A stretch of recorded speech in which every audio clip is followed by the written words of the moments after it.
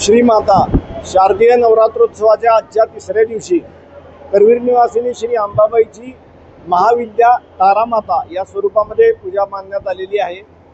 तारामाता ही दशमहाविद्यापैकी दुसरी महाविद्या समजली जाते।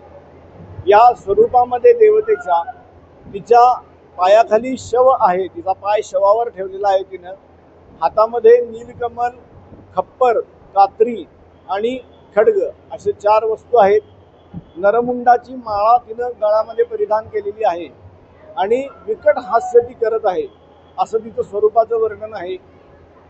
चोलना नदीच्या तीरी मेरू पर्वताच्या पश्चिमेला हिची उत्पत्ती सांगितलेली आहे आणि वसिष्ठ ऋषींनी हिची विशेष उपासना सिद्ध केली असं शास्त्र सांगतं।